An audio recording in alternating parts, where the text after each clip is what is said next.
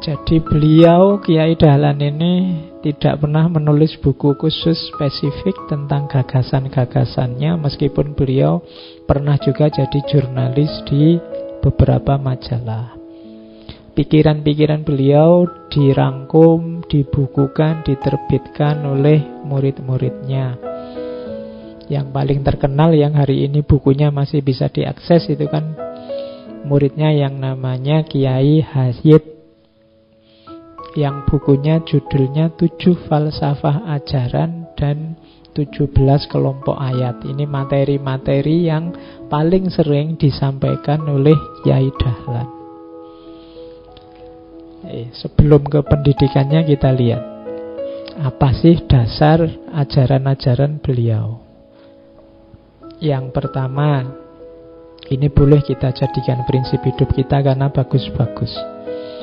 Yang pertama, kita manusia ini hidup di dunia hanya sekali. Untuk bertaruh sesudah mati akan mendapat kebahagiaankah atau kesengsaraan. Dan ulama-ulama itu dalam kebingungan kecuali mereka yang beramal. Dan mereka yang beramal pun semuanya dalam kekhawatiran kecuali mereka yang ikhlas atau bersih. Jadi ini beliau menegaskan hidup ini sebenarnya pertaruhan kita. Pertaruhan apa? Pertaruhan nanti sesudah mati. Karena yang sejati itu sesudah mati, yaitu apakah kita bahagia atau sengsara. Kuncinya apa? Ilmu. Tapi para ahli ilmu atau ulama akan ada dalam situasi kebingungan kalau ilmunya hanya berhenti di ilmu, tidak melahirkan amal. Berarti ilmu ini tidak ada gunanya, tidak akan membantu kebahagiaan atau kesengsaraan kalau tidak melahirkan amal. Setinggi apapun ilmumu, kalau tidak ada bukti konkretnya, tidak ada implementasi nyatanya, tidak ada gunanya, tidak akan menolongmu nanti di akhirat, tidak akan membawamu pada kebahagiaan. Jadi hidup ini pertaruhan, besok kita bahagia atau sengsara, kuncinya ilmu. Tapi ilmu tidak ada gunanya kalau tidak ada amal, hanya membawa pada kebingungan. Kalau hanya sign for sign, ilmu untuk ilmu, biasanya hasil akhirnya cuma dari debat ke debat, dari buku ke buku, nanti berakhir di perpustakaan. Tidak ada kualitas hidup yang meningkat. Cuma dari ilmu syaratnya amal, hanya saja amal ini tidak ada artinya kalau tidak ada ikhlasnya. Jadi kuncinya amal itu ikhlas. Jadi amal ini ada artinya kalau ikhlas, tidak pamrih. Jadi hidup ini adalah ladang untuk menjamin apakah kita bahagia atau sengsara di akhirat. Kuncinya ilmu. Cuma ilmu tidak ada nilainya kalau tidak ada amalnya. Amal tidak ada artinya kalau tidak ada ikhlasnya. Itu ajaran pertama. Yang kedua, kebanyakan di antara manusia berwatak angkuh dan takabur. Mereka mengambil keputusan sendiri-sendiri. Kalau ini tidak perlu saya jelaskan, orang itu punya kecenderungan egois, merasa bisa sendiri, benar sendiri. Kunci banyak masalah, kenapa kok lahir banyak konflik itu di nomor 2 ini. Banyak orang yang merasa akulah yang paling benar, akulah yang paling sesuai, yang paling paham, yang paling pinter. Takabur. Dan ketakaburan ini adalah jalan diusirnya iblis dari surga.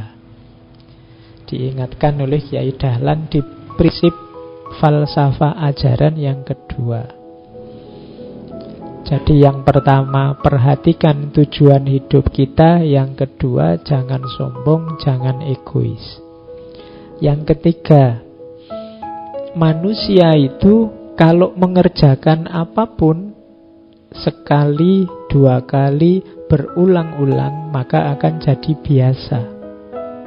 Kalau sudah menjadi kesenangan yang dicintai, maka kebiasaan yang dicintai itu sukar dirubah. Sudah menjadi tabiat bahwa kebanyakan manusia membela adat kebiasaan yang telah diterima, baik itu dari sudut keyakinan atau iktikad, perasaan, kehendak maupun amal perbuatan.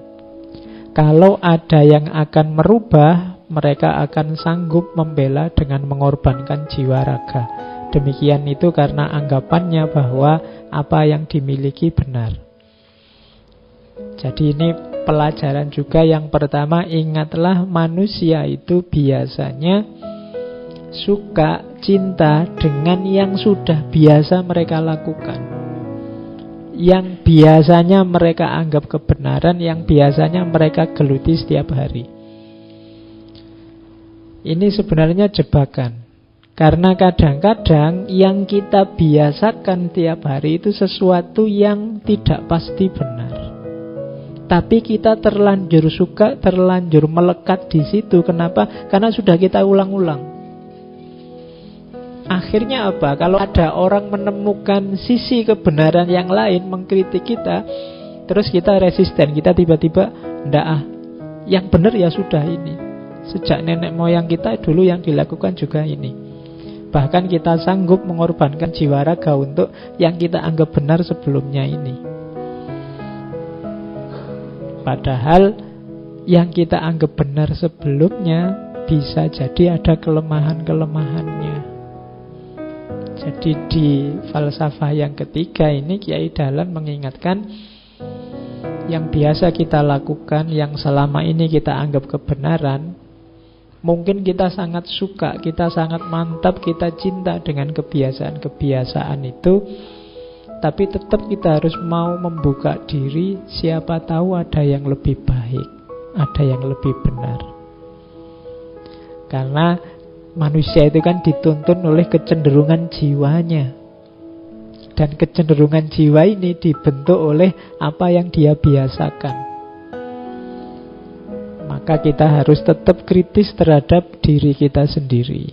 Itu falsafah yang ketiga. Jadi jangan sombong, perhatikan tujuan hidupmu dan perhatikan kebiasaanmu. Terus yang keempat, kalau ini surat Al-Furqan.